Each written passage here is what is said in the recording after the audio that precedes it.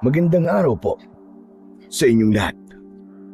Ang kwentong aking ibabahagi sa inyo ay nangyari ilang taon na rin ang nakakalipas. Maaaring hindi ka paniwala dahil sa aking karanasan na hindi pangkaraniwan, subalit nangyari ito sa akin at sa aking pamilya. Totoong may mga pangyayari na minsan ay kakaiba sa karaniwan, lalo na't ito ay puno ng hiwaga at kapapalagan. Hayaan niyong ganito ko simulan ang aking kwento. O ano? Wala ka na ba talagang gagawin sa maghapon? Kundi ang himasin at bugahan ng usok yung alaga mong sasabungin? Ha, Pedro? Nagsasayang ka lang ng oras. Puwisit ka talaga.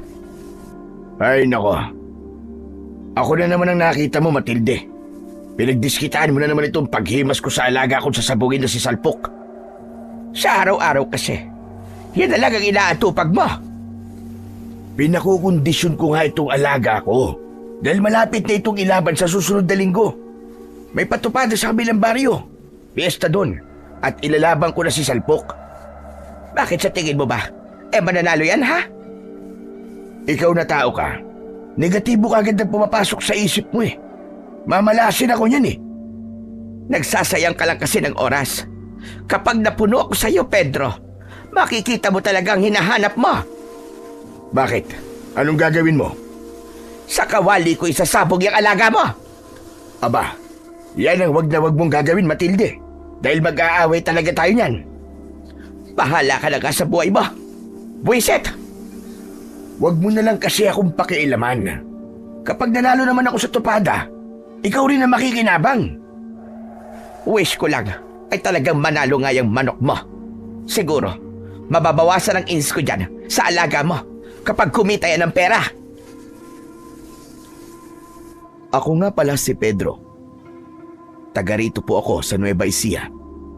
Nagkataon lang na Pedro ang pangalan ko dahil paboritong patron ni Itay, si San Pedro, at mahilig akong mag-alaga ng manok.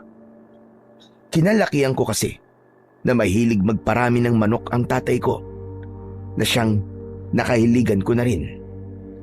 Pero hindi siya mahilig sa sabong. Kaya nga, ibang-iba ako sa kanya dahil kinahiligan ko ang magsabong. Kapag may patupada, tiyak naroon ako na labis namang ikinaiinis sa akin ng asawa kong si Matilde. Kasi naman, yung natitira kong pera minsan ay naitataya ko sa sabong. Siyempre, galit na galit siya kapag natatalo ako. Kapag nananalo naman ako, ay tahimik lang siya at tatanggapin ang ibinibigay kong pera. Wala na ang tatay ko. Kung nabubuhay lang siya, ay tiyak hindi niya rin magugustuhan ang pagkahilig ko sa sugal na sabong. Kaya nga lang, hindi ko na talaga mapigilan ang hindi magsabong. Masaya kasi ako kapag nakakapanood ng manok na naglalaban. Siyempre, lalo na kapag nananalo ang manok na tinayaan ko. Sa mga inaalagaan kong manok, ay may namumukod tangi akong alaga na espesyal sa akin. Siya ay si Salpok. May kakaibang lahi kasi siya. May lahing Texas na mainam na pangtupada. Napulot ko lang si Salpok nung sisiw pa. Kaya naman alagang-alaga ko siya. Ginagastusan ko ang patuka at binibilhan ko pa ng iba't ibang gamot na makakatulong para mas lumakas siya at hindi magkasakit. At isa nga sa ikinaiinis ng asawa ko, ang pagkakaroon ko ng mas mahabang oras para himasin ang alaga kong manok. Samantalang sa kanya raw ay nagkukulang na ako ng oras. Oh, anong ginagawa mo rito? At dumidikit-dikit ka sa akin? Alam ko kasi nagsiselos ka, Matilde. Nagsiselos? At kanina naman ako magsiselos, Aber? Sa manok ko. Ugok, ba't ko pagsiselosan ng manok mo? Ikaw naman, Hindi mo pa aminin eh. Yan naman talaga ang dahilan ng galit mo sa akin. Nagsiselos ka kay Salpok. Sabi mo pa nga eh, isasabong mo siya sa kawali, hindi ba? Aba talaga, dahil napupundin ako sa manok mong yan. Huwag ka nang magalit. Dahil ikaw naman ang hihimasin ko ngayon. Ay nako, tumigil ka nga Pedro. Sasapakin kita dyan. Ikaw naman talaga oh. Ikaw na nga ang hihimasin eh. Ayaw mo pa. Anong akala mo sa akin, manok? Kung ayaw mo ng himas, edi magsabong na lang tayo. Tara na. Wala ngayon si Intoy. Naglalaro sa labas. Tara na. Ikaw talaga Pedro ha? Namumuro ka na sa akin. Ikaw naman. Pakipot ka pa eh. Ay ano ba? Huwag mo nga akong sundutin sa tagiliran ko at nakikiliti ako. Ay Pedro, ano ba yan? Paano? Tuloy na sabong natin. Ano ka ba? Araw na araw eh. E di isara natin ang pinto at bintana para dumilim. Bilang asawa, ayoko rin namang nagkukulang ako kay Matilde. Kaya kapag may pagkakataon, dapat tuloy ang sabong naming dalawa. Kaya lamang, bago pa maganap ang sabong sa pagitan namin ni Matilde, ay narinig ko na tila nag-ingay ang mga alaga kong manok. Kasama sa narinig ko ay ang kakaibang ingay ni Salpok. Teka, sandali lang Matilde ha. O bakit? Saan ka ba pupunta? Basta wait lang. Saglit lang to, hintayin mo ko dyan. Ala ko ba may tupada tayong dalawa. Bakit iiwan mo ko? Hindi mo ba narinig yun? Ang alin ba kasi? Si Salpok nag-ingay.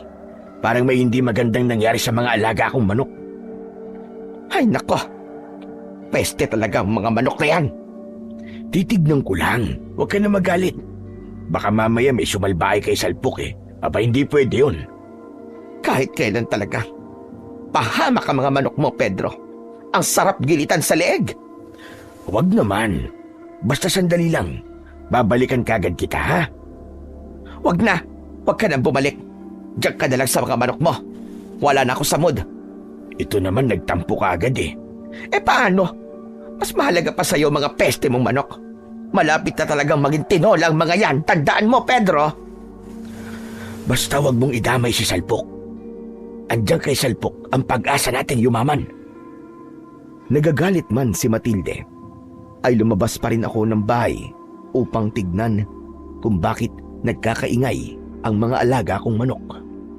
Paglabas ko ay nakita kong may ahas na umaaligid sa mga alaga ko at nanganganib pa na mapagtripan ang aking paboritong panabong.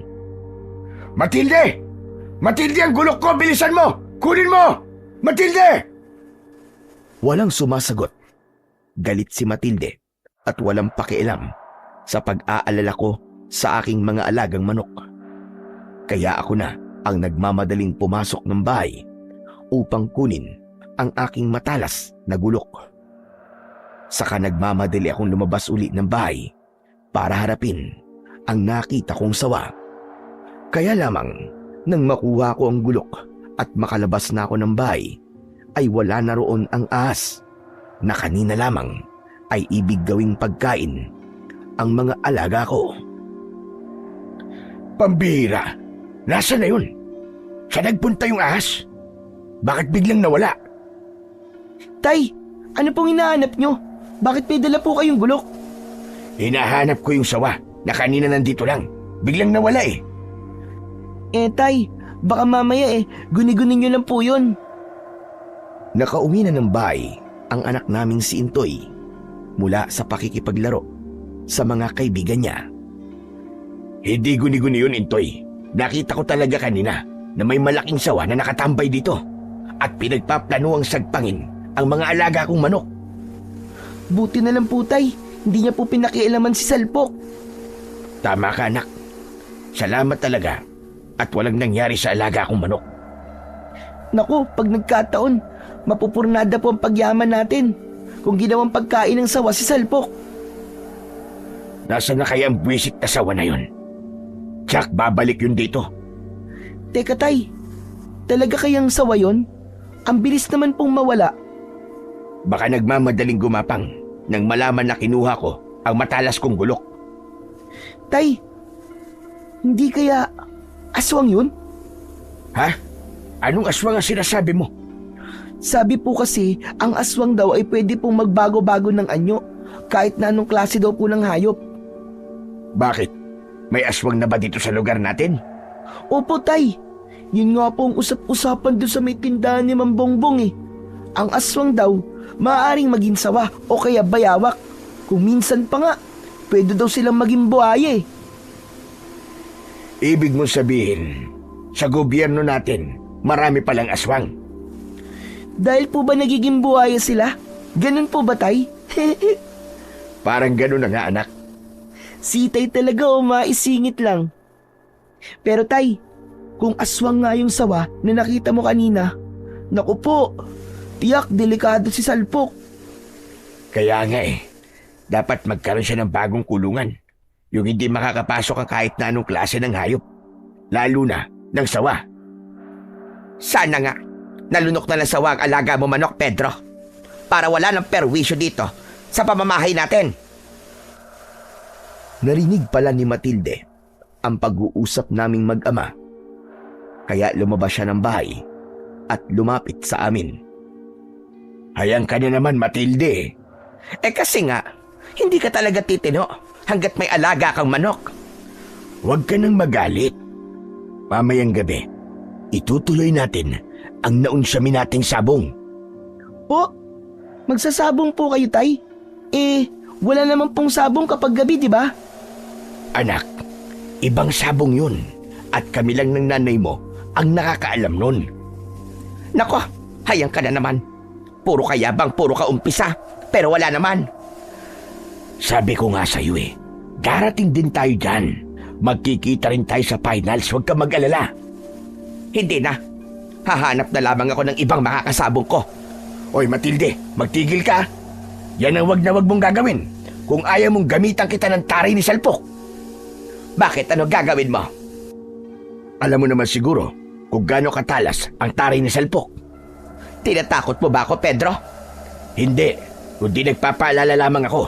Nagbibigay lang ng babala. Hindi ko alam kung biro lang yun ni Matilde dahil naiinis siya sa akin. Pero para sa akin ay hindi magandang biro yun. Kahit pa madalas kaming nagtatalo ni Matilde dahil hindi kami nagkakasundo dahil sa pagkakahilig ko sa sabong, hindi pa rin naman ako makakapayag na mapindeho niya. Pag-apak yun sa aking pagkalalaki. Hindi ako papayag na madumihan ako sa ulo. Kinabukasan, maaga pa, ay pinuntahan ko na ang alaga kong sasabungin. Nagsindi na rin ako ng sigarilyo para pausukan siya. Kailangan daw yun para mas lumakas ang aking alagang manok.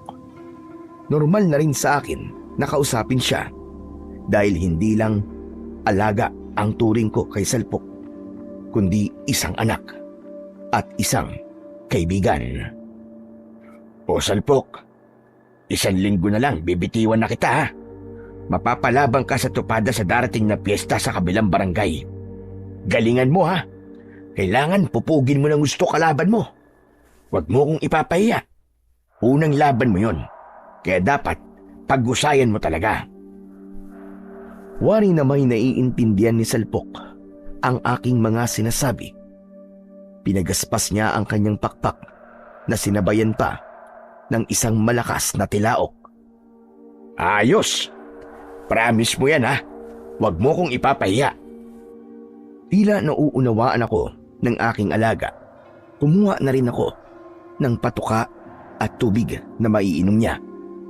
Habang inaasikaso ko si Salpok, ay umiksena na naman ang asawa kong si Matilde. Hindi pa nga nasasayaran ng kape ang sikmura mo? Yung manok mo na naman ang hawak mo? Naku Matilde, mag-uumpisa ka na naman ba? Aba, ako pa itong mag-uumpisa. Ikaw nga itong walang inatupag, kundi ang sasabungin mo na yan. Hayang ka na naman Pinagsisilosa mo na naman itong si Salpok Hindi ako magtataka kung bukas makalawa ay ang pesting manok na yan ang katabi mo sa pagtulog. Pwede rin naman. Kasi si Salpok tahimik. Hindi gaya ng iba riyan. Ayun! Bakit ako? Ano ako? Mabunganga? Ganun ba ha, Pedro? Wala akong sinabi. Yun ang tinutumbok mo eh. Na ang manok mo, tahimik lang. At ako, makuda. Walang ginawa kundi bungangaan ka palagi. Eh sino ba namang hindi magbubunga kung araw-araw ay ganyang eksena ang bubungaran ko? Nakakapeste naman talaga. Tama na nga, Matilde. Nakukulilin ang tenga ko sa pagbubunganga mo sa akin eh. Nakakapikon na. Napipikon ka. Eh ako, pikon na sa bisit mong alaga. Pwede ba?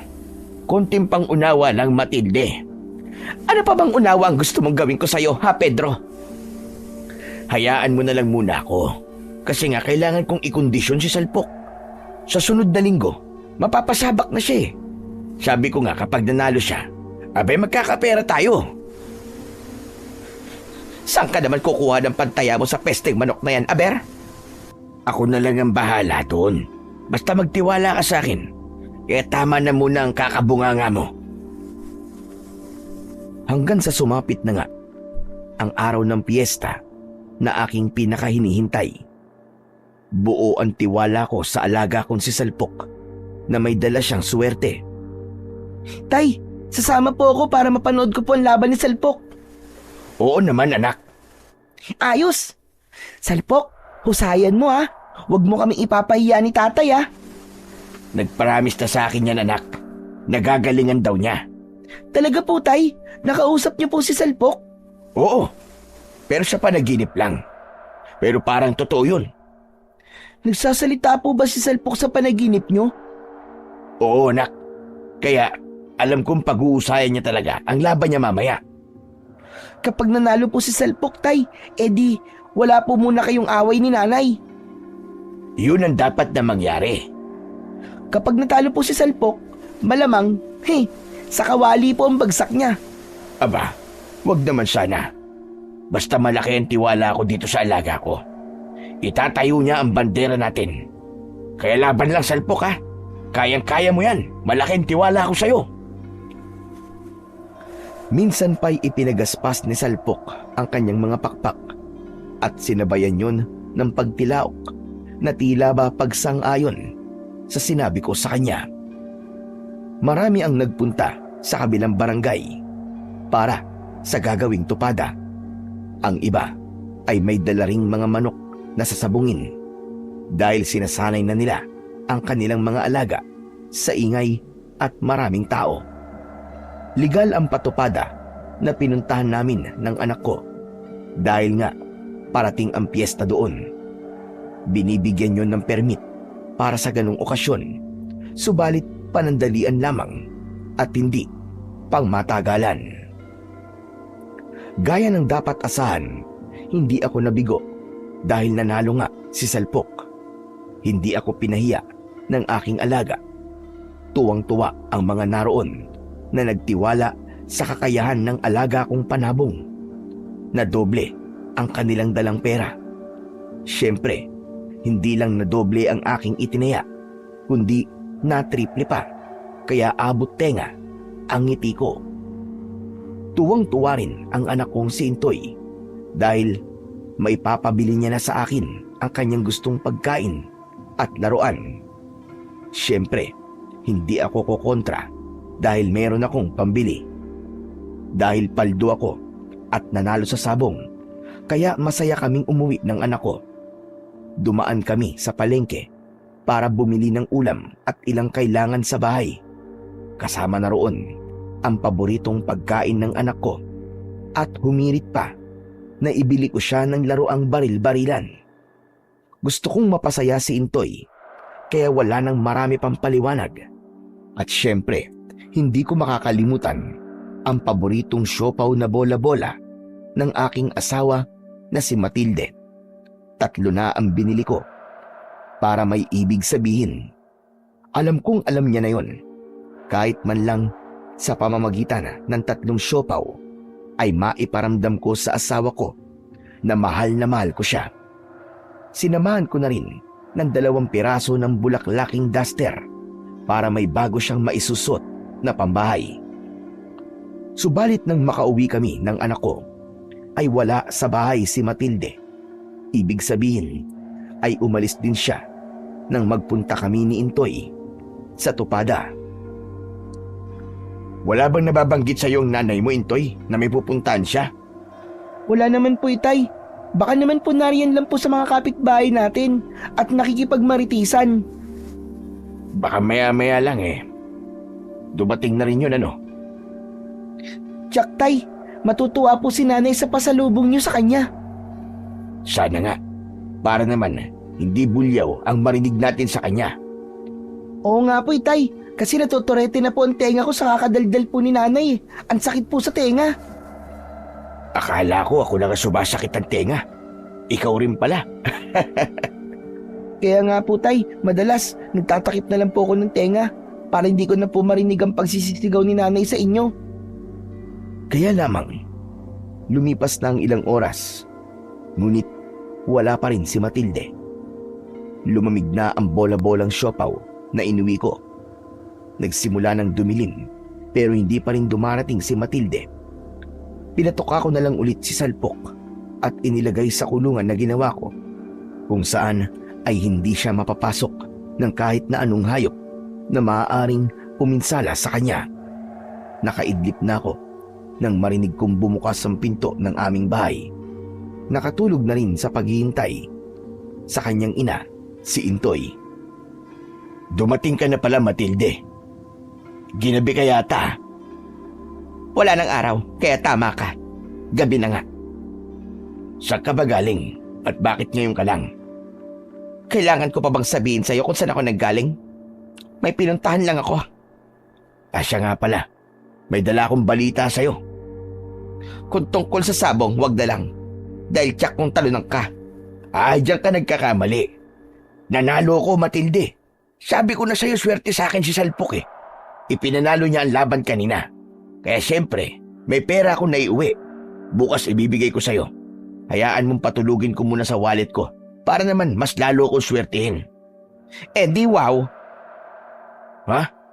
Yun lang ba ang sasabihin mo? Di wow. Hindi ka ba masaya sa ibinalita ko sa'yo? Masaya naman. Kahit paano, may pakinabang yung alaga mo. Sigurado ka? Masaya ka na sa lagay na yan? Oo, sabi. Ano bang gusto mong gawin ko? Ang sumayaw ako ng spaghetti pababa at pataas? O kaya ng boom tarat-tarat? O tumawa ng malakas para makita mong masaya ako sa pagkapanalo mo sa Tupada? Ganun ba? Hindi naman. Para kasing hindi ko maramdaman na masaya ka eh. Ay nako, Pedro. Ang dami mong kadramahan sa buhay. Siya nga pala. May inuwi akong siopaw na bola-bola. Di ba paborito mo yon? O heto, 3 yan. Ba't 3? Ano akala mo sa akin? Matakaw? At 3 pa ang binili mo? Matilde, hindi ba't may ibig sabihin yan? Ano ka ba? Yun ang ibig sabihin kaya 3 siopaw na binili mo. Dahil malakas akong kumain at kaya kong umubos ng 3 siopaw na bola-bola. Hindi yun. Ano nga? Hindi mo ba talaga alam? Hindi nga eh. Sige na nga, di bali na lang. Sige na, kainin mo na ang siopaw. Hindi na. Busog ako. Busog? Bakit? Saan ka ba kumain? Kalabas. Sa karinderya na nadaanan ko. Bakit pa, Pedro? Hindi ba ako pwedeng kumain sa labas? Nagugutom ako kaya syempre, kailangan ko kumain. Hindi mo ba titikman ang uwi kong siopaw? Pasalubong ko yan sa'yo eh. Ginawa ko nga 3 eh. Makulit ka rin no? Sabi ko nga sa'yo, busog ako. Busog ako. Ba't pa pinipilit mo akong pakainin? Kasi nga, uwi ko yan. Dahil ang gusto ko, maging masaya ka. Sabi ko nga sa'yo, masaya naman ako, di ba? Dahil kahit papano, naalala mo kong uwian ng siopaw. Saka may kasama pa yan. Heto, tignan mo. Duster na bulaklakin. Tapos, kulay yellow pa ang design. Kasi nga, mahilig ka sa dilaw, di ba? Oo, tama ka. Mahilig nga ako sa dilaw. Kaya nga ikaw na pangasawa ko eh. Dahil sa pagkahilig mo sa kulay na dilaw. Kagaya ng ngipin mo. Sobra ka naman na yata, Matilde. Ilagay mo na nga lang yan dyan sa tabi. Hindi mo ba titignan? Bukas na lang, gabi na. Gusto ko na rin magpahinga. Hindi mo ba talaga susubukan tikman man lang yung siopaw? Busog nga ako. Kung gusto mo, ikaw na lang ang kumain ng siopaw mo. Eh mukhang ikaw ang nagugutom eh. Ang gusto ko nga, magpahinga na lang muna. Tuloy-tuloy nang pumasok sa loob ng kwarto si Matilde. Totoong nahihiwagaan ako sa kanya. Nagtataka ako sa mga ikinikilos ng asawa ko. Pero hinayaan ko na lang muna siya. Baka nga, pagod lang. Kaya lamang, hindi pa rin malinaw sa akin kung saan ba siya nanggaling. Malalim na ang gabi, pero ayaw akong dalawin ng antok. Mas pinili kong hindi na muna matulog sa kwarto namin ni Matilde. Kundi, inilapat ko na lamang ang likod ko sa upuang kawayan sa sala ng bahay. Mahimbing na rin natutulog ang anak ko sa kanyang kwarto. Narinig ko na nagkandaingay ang mga alaga kong manok. Agad akong napabangon dahil baka bumalik na naman ang sawa na minsan ay muntik nang kumain kay Salpok. Hindi ako papayag na makuha niya ang alaga ko, lalo na ngayong nagdala na ito ng swerte sa akin dahil ipinanalo niya ang kanyang unang laban. Nagmamadali akong bumangon at kinuha ko ang aking matalas na gulok. Magpakita ka lang uli sa aking sawa ka. Pagpuputol-putulin ko talaga ang katawan mong hayop ka. Pinuntahan ko ang kulungan ni Salpok. Tahimik na natutulog ang panabong na alaga ko. Wala rin ang sawa na iniisip kong nambulabog sa mga alaga kong manok. Pabalik na ako sa bahay nang may marinig akong pagaspas ng pakpak mula sa itaas ng mga puno na nakatanim malapit sa aming bahay. Napatingala ako upang tignan yon. Nakita ko ang isang malaking nilalang na tila dambuhalang ibon. Sinundan ko ng tingin ang hayop na lumilipad. Hirap akong mawari ang itsura nito dahil sa dilim ng gabi. Ang liwanag ng buwan ay hindi sapat upang ganap na makita ang anyo ng lumilipad na nilalang. Hanggang sa tuluyan na itong nawala. Sayang, hindi ko man lang nakita ang anyo. Ano kayang klase ng ibon yun? Ang laki! Pabalik na ako ng bahay nang may matapakan ako at matisod ako, kaya muntik na akong madapa. Ganun na lang ang pagkagulat ko at pagtataka ko nang makakita ko ng bangkay ng isang pusa. Umimpis ang katawan ng pusa na tila said ang dugo nito sa katawan. Anak nang, paano nagkaroon ng patay na pusa dito? At parang inubos ang kanyang dugo ah. Teka, anak ng pusa. Ito ang alagang pusa ng anak ko ah. Pinulot ko ang patay na pusa at itinabi ko na lang muna sa isang puno. Naisip ko na bukas ko na lang aasikasuhin ang paglilibing sa pusa. Pero palaisipan sa akin kung bakit ganun ang itsura ng pusa na yon. Paanong tila sinaid ang dugo nito sa katawan. Kinabukasan, iniyakan ni Intoy ang pagkamatay ng kanyang alagang pusa. Tay, ano po ba nangyari kay Mingming? Bakit po siya namatay? Hindi ko rin alam anak eh. Basta nakita ko na lang siya kagabi na patay na. Sino po kaya ang pumatay sa kanya? Hindi ko rin alam. Pero kagabi, may nakita akong tila malaking ibon na lumilipad. Yun naman pala eh. Baka mamaya, yun ang pumatay sa alaga ng anak mo. Ibong pumatay ng pusa? Oo, bakit? Imposible ba yun? Pusang pumapatay ng ibon, Matilde. Wala ka kasing kaalam-alam, Pedro. Palibhasa, puro pag-aalaga lang sa sabungin at pagsasabong ang inaatupag mo. Bakit, Matilde? Ano bang kailangan kong malaman? May aswang na gumagala dito sa baryo natin. Ano? Aswang? Sigurado ka ba, Matilde? Anong akala mo sa akin? Tagagawa ng fake news? Eh wala kasi ako naririnig tungkol sa aswang eh. Yung nabanggit sa akin ni Intoy, naisip ko na kwentong barbero lang. Ngayong sinabi ko na sa'yo, di alam mo na. Yung malaking ibon na nakita ko, posibleng aswang yon? Oo, kaya magpasalamat ka, Pedro. Dahil hindi ikaw ang pinagtripan ng aswang, kundi si Mingming. Nay, kapag nakita ko ang aswang na yun, papatayin ko talaga siya. Kasi pinatay niya si Mingming ko. Hindi madaling patayin ng aswang, anak. Basta papatayin ko siya. Kailangan po mabigyan ng hustisya ang naging kamatayan ni Mingming. Hayaan mo anak, tutulungan kita. Ipaghihiganti natin ang alaga mo. Papatayin natin ang aswang na yon pag nakita natin. Nako, kung magsalita naman kayo mag-ame, para bang kayang-kaya niyong gawin yon? Matilde, kapag gusto, may paraan. Di bahala kayo. Malamang, kapag wala nang malantakang pusa o aso ang aswang na gumagala, yung mga alaga mong manok ang siyang isusunod, Pedro. Kaya nangangalib ang buhay niyang sisalpok mo. Yan ang wag na wag nilang gagawin. Dahil talagang magkakamatayan kami kapag pinakialaman niya ang panabong ko. Kaya ingatan mo yung alaga mo, Pedro. Dahil baka gumising ka na lang isang araw, puro balahibo na lang ni salpok ang makita mo. Hindi ako papayag na mangyari yon, Matilde. Nabanggit ko man kay Matilde, pero naroon sa dibdib ko ang pag-aalala. Matagal kong inalagaan si Salpok at naging dahilan pa ng pagsiselos ng asawa ko.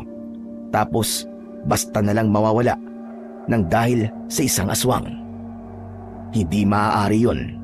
Talagang maghahalo ang balat sa tinalupan. Ang mga sinabi ni Matilde tungkol sa aswang na pumapatay ng mga hayop ay lalo ko pang nakumpirma. Dahil yun ang usap-usapan sa ibang lugar. May mga alaga silang natagpo ang patay at said ang dugo. Kaya ibig lang sabihin ay may katotohanan talaga ang mga sinabi sa akin ni Matilde. Ang malaking ibon na nakita ko ng gabing yon ay posibleng ang isa yon sa mga aswang na nambibiktima sa hayop sa aming baryo. Nagdulot sa akin ng pag-aalala ang pangyayaring yon na naging bali-balita sa buong baryo. Kaya kailangan kong gumawa ng paraan para maprotektahan ang alaga ko na si Salpok.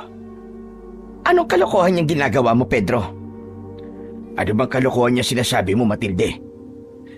Ipinasok mo sa loob ng bahay natin yung alaga mo, manok, at isinama mo pa ang kulungan niya. Kailangan protektahan siya eh. Kaya hayaan mo na ako, Matilde. Gusto mong hayaan kita sa kalokohan mong yan? Nasisira na ba ang ulo mo? Ano bang nasisira ang ulo? Kung di ko to gagawin, hindi ko mapoprotektahan si Salpok. Mawawala ang swerte natin. Sure ka bang swerte nga sa atin ang alaga mong panabong na yan? Oo, Matilde. Alam ko yun. At natitiyak ko na swerte sa akin ang alaga kong manok. Kung sa bagay, hindi na ako dapat magtaka kung bakit hanggang dito sa loob ng bahay ay dinadala mo yung panabong mo. Kasi nga, jowa na ang turing mo dyan. Kulang na nga lang eh. Asawahin mo na yan eh. Ang sama talaga ng takbo ng utak mo, Matilde, no? Pedro, wag mo akong sisihin kung ganun ako mag-isip. Kasi nga, kasalanan mo rin eh. Kasalanan ko pa ngayon. Kasi nga, para sa'yo baliwala na ako. Wala na akong halaga sa'yo, kundi ang panabong mo ang importante sa'yo. Ayan nga oh, ipinasok mo pa dito sa bahay natin.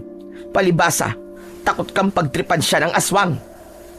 Sabi ko nga sa'yo, may dalang swerte sa atin si Salpok. Para sa'yo swerte, pero para sa akin kamalasan. Dahil mula nang dumating ang pesting manok na yan sa buhay mo, nasira na rin ang ulo mo. Ikaw lang naman na nag-iisip ng ganyan, Matilde.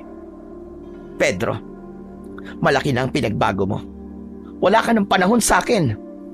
Kapag nilalambing naman kita, ayaw mo, tapos nagagalit ka. Kasi nakakainis ka eh. Ako pa nagmamakaawa sa'yo at nakikiamot ng atensyon mo dahil sa panabong mo na yan. Siguro nga dapat putulin ko na rin ang iniingat-ingatan mong tari dahil wala namang silbi. Aba, Matilde, wag naman ito. Nakakainis ka na talaga. Sabi ko nga sa'yo, Huwag mo akong sisisihin kung may magawa man akong hindi mo gusto. Tinalikuran na ako ni Matilde na may sama ng loob. Napaisip tuloy ako sa mga sinasabi niya.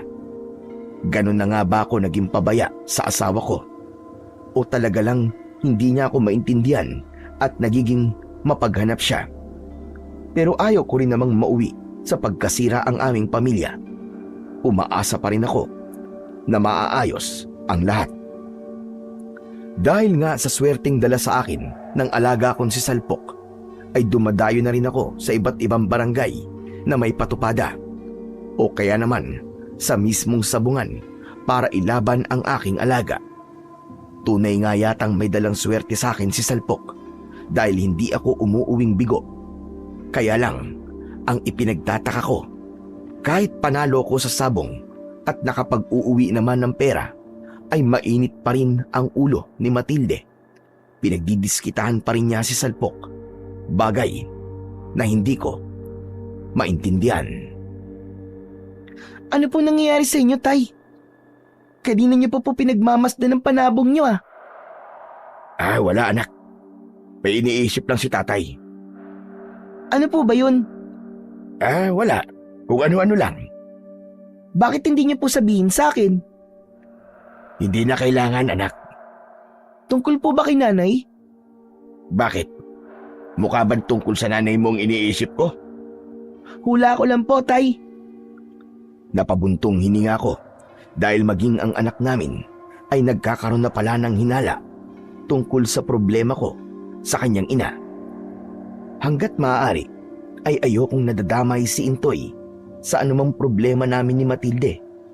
Yun nga lang minsan ay hindi na rin pwedeng iiwas pa siya, lalo na't nakikita niya ang mga nangyayari at nararamdaman ng bata na meron talagang problema.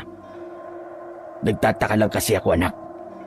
Para kasing nagbago ng nanay mo eh. Parang hindi naman po, Tay. Kasi ganun pa rin po si nanay eh. Mabunganga pa rin, malakas pa rin ang boses at parang laging galit. Iba kasi ngayon, anak. Ano pong iba? Dati nagagalit siya kapag wala akong naiaabot sa kanyang pera. Pero ngayon, kahit magbigay ako ng pera, para bang inis pa rin siya at masama ang loob. Baka po may regla lang po si nanay. Di po ba sabi nila kapag may dalaw daw po ang babae, mainit daw po ang ulo? Oo nga. Pero ilang buwan ang ganyan ang nanay mo eh. Laging nagagalit at kung ano-ano sinasabi niya. Pagpasensyahan nyo na lang po siguro si nanay, Tay. Baka nga talagang may sumpong lang siya. Ibig kong intindihin na lamang ang mga sinabi ng anak ko. Ayoko rin kasing mag-isip ng hindi maganda na lalo lamang magiging dahilan ng mga pagtatalo namin ng asawa kong si Matilde. Lalo na kung mag-uusisa ako sa kanya dahil sa napapansin kong pagbabago niya. Samantala, ang bali-balita naman na may mga gumagalang aswang sa aming baryo ay lalo pang nagbigay ng pangamba sa mga residente. Dahil muling umugong ang bali-balita na may mga natatagpo ang mga malalaking ibon na gumagala tuwing gabi. Hanggang minsan ay inabot ako ng dilim sa daan nang may maramdaman akong tila nakamasid sa akin habang ako ay naglalakad. Binilisan ko ang aking paglalakad. Ramdam na ramdam ko na may nakasunod talaga sa akin. Iniwasan kong tumingin sa likuran ko, kundi minadali ko na lamang ang aking pagakbang. Napahinto ako nang marinig kong may tumawag sa aking pangalan. Pamilyar sa akin ang boses nito, kaya naman nilingon ko siya. Apo Bernabe? Aba, kayo palang nakasunod sa akin. Oh, muntik na akong hapuin sa pagmamadali para habulin ka. Abe, bakit naman ho? May kailangan ho ba kayo sa akin? Napansin ko kasi kanina, parang may lumilipad na nakasunod sa'yo. Kaya sinundan na rin kita. Lumilipad ho, Apo Bernabe? Oo, Pedro, tama ka. At nag-alala ko sa'yo. Dahil hindi pangkaraniwang ibon yung nakita kong nakasunod sa iyo. Aba, ano ho yun? Kung di siya pangkaraniwang ibon. Isang aswang na tiktik. Aswang tiktik? May nakasunod sa aking aswang? Oo, maigi na nga lang at nakita ko. Kung hindi, nako, baka inatake ka na niya. Kung ganun, totoo nga po palang usap-usapan ano? Tama ka, Pedro. Hindi yung fake news, kundi totoong-totoo. Dahil ako man ay muntik nang maging biktima ng aswang na tiktik na yon. Isa siyang aswang na maaaring maging isang ibon para linlangin ang mga taong kanilang nais gawing biktima. Maging ang mga hayop ay hindi nila pinapatawad. Ganun na nga, Pedro. Kaya ingatan mo ang mga alaga mo, lalo ng panabong mo. Alam ko, Pedro, na nagdadala siya ngayon ng swerte sa iyo. Kaya delikadong matipuan siya ng aswang na tiktik. Hindi niya patatawarin ang alaga mong panabong. Kaya nga kailangan ko na pong umuwi ngayon, Apo Bernabe. Nasa bahay ang alaga kong panabong. Baka hindi mabantayan ni Intoy at kung anong mangyari kay Salpok. Pagkatapos ng mga sinabi ko kay Apo Bernabe, ay nagmamadali na akong umuwi. Alalang-alala ko sa aking alagang panabong. Baka nga mamaya ay mapagtripan siya ng aswang na tiktik na yon. Salamat na lamang nang dumating ako ay maayos naman si Salpok. Binabantayan siya ng aking anak. Buti tay, dumating na po kayo. Bakit anak? May nangyari ba? Wala naman po. Kaya lang, kaya na po, nagkandaingay po ang mga manok. Baka may kung anong ligaw na hayop na naman po na dumating. Kaya kinuha ko po agad si Salpok sa labas at ipinasok po sa bahay. Ay nako, ewan ko ba naman sa inyo mag-ama. Pati manok, kailangan nandito na rin sa loob ng bahay. Matilde, alam mo namang delikado, di ba? Nay, ayos lang naman po yun para ligtas po si Salpok. Sayang naman po, kung matitepok lang siya dahil sa aswang. Nagpapaniwala naman kayo. Matilde, totoong napapabalita na may gumagalang aswang. Ikaw na rin ang may sabi, di ba? Oo nga po.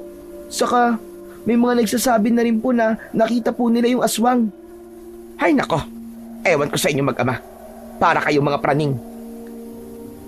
Mas mainam na yung nag-iingat, Matilde, dahil ang pagsisisi ay laging nasa huli. Wala nang pagkakataon na kumampi o sumang-ayon si Matilde sa mga sinasabi ko. Lagi na lamang siyang kontra, bagay na hindi ko na rin maintindihan sa kanya.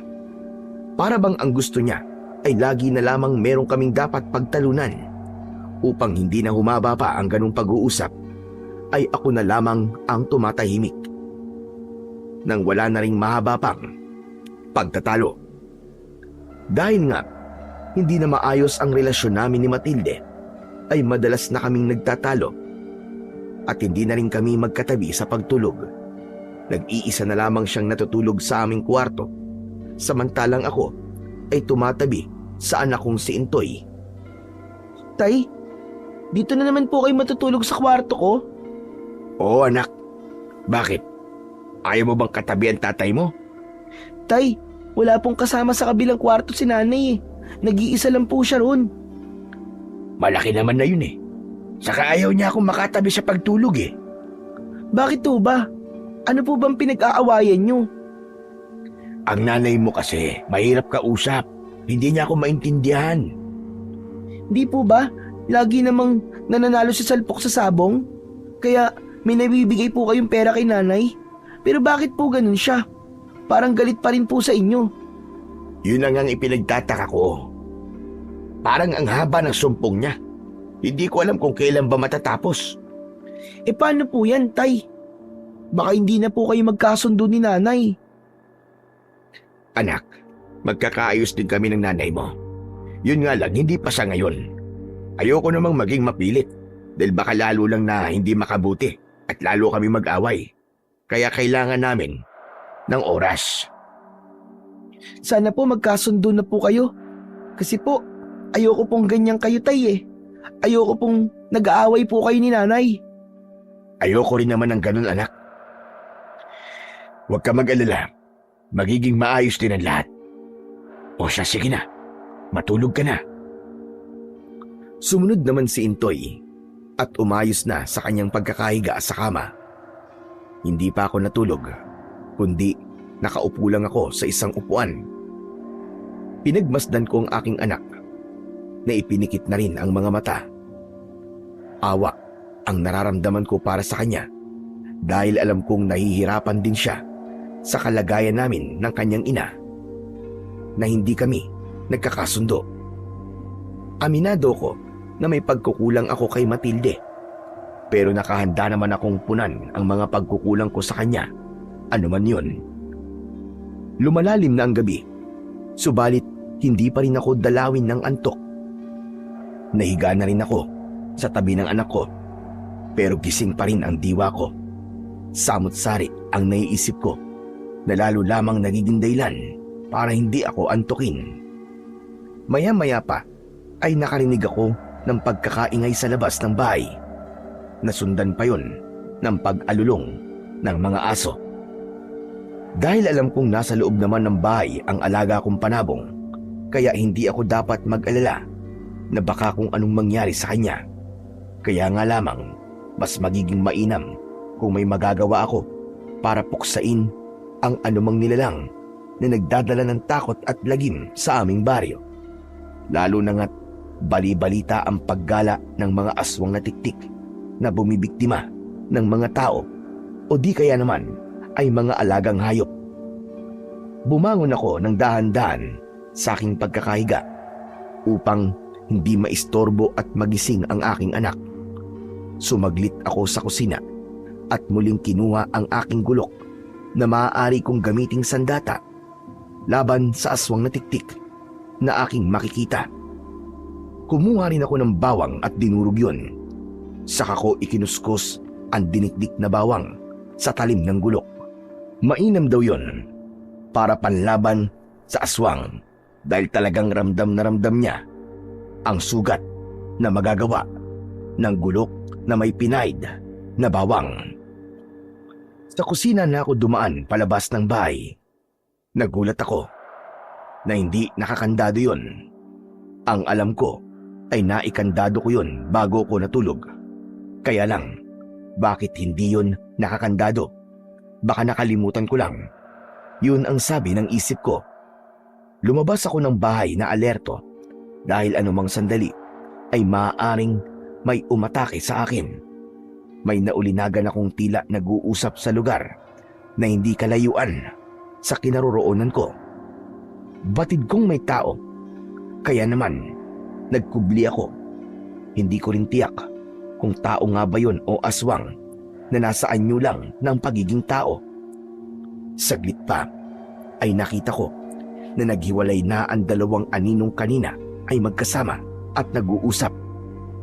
Nanatili akong nakakubli sa isang malaking puno na merong makapal na halaman. Ganun na lamang ang aking pagtataka nang makilala ko kung sino ang isa sa dalawang anino na nakita ko sa dilim. Teka, si Matilde. Siyang naroon sa dilim kanina. At pabalik na siya ng bahay. Namalagi akong nakakubli para hindi niya makita. Lumabas pala siya ng bahay na wala akong kaalam-alam. Palibhas ay magkahiwalay kami ng kwarto na aming tinutulugan. Mag-isang natulog si Matilde sa aming kwarto, samantalang ako'y sa kwarto ni Intoy. Kaya hindi ko alam na lumabas pala siya ng bahay. Ngunit ang malaking katanungan sa aking isip ay kung ano ang ginagawa ni Matilde sa labas ng bahay ng ganung oras at sino ang taong kasama niya kanina. Unti-unti ay may nabubuong pagdududa sa isipan ko. Ayoko pa ring magbigay ng ibang kahulugan, bagamat hindi ko maiwasan na mag-isip ng hindi maganda. Nang makapasok na sa loob ng bahay si Matilde, ay sinubukan kong sundan ang taong kanina lamang ay kasama niya. Subalit wala na ito at hindi ko rin alam kung saan direksyon nagpunta. Dahil tahimik na lugar at wala na rin akong ingay na naririnig. Maging ang mga alulong ng aso ay wala na rin. Kaya naman, nagpasya na akong bumalik sa loob ng aming bahay. Kaya nga lamang, ilang hakbang pa lang ako pabalik ng bahay nang biglang may humarang sa akin na isang nakakatakot na nilalang. Bigla itong bumagsak galing sa itaas, kaya ganun na lamang ang sindak ko. Hindi sapat ang naramdaman kong pagkagulat para mabitiwan ang tangan kong gulok. Kaya agad kong hinanda ang sarili ko para ipagtanggol yun sa magiging pag-atake ng halimaw. Isang nilalang na may makapal na buhok, nanlilisik at mapupulang mata. May malaking bibig na puno ng matutulis na ngipin. Meron din siyang malaking pakpak na katulad ng sa paniki, at ang mahaba at manipis na dila ay nakalawit na tila merong buhay na gumagalaw-galaw na katulad ng sa ahas. Anak ka ng teteng! Ikaw pala ang tiktik na ng bibiktima! Ikaw din sigurong pumatay sa alagang pusa na anak ko! Kung inaakala mo matatakot ako sa'yo, nagkakamali ka! Pinagmamasdan ng kaharap kong tiktik ang aking kilos. Anumang sandali ay maaari siyang umatake. Pero hindi ko papayagang maging biktima niya. Una akong umatake sa aswang. Inundayan ko siya ng taga, subalit mabilis siyang nakaiwas. Bentaha sa kanya ang pagkakaroon ng pakpak, kaya tuwing susugod ako sa kanya ay nakakalipad siya paitaas. Babagsak lamang siya sa lugar na malayo sa akin. Susubukan ko uling sugurin siya, subalit mabilis pa rin siyang nakakalipad. Ikinagulat ko na lamang ang sunod na ginawa ng aswang. Pinahaba niya ang kanyang dila at tila lubid yun na pumulupot sa aking braso na may hawak na gulok.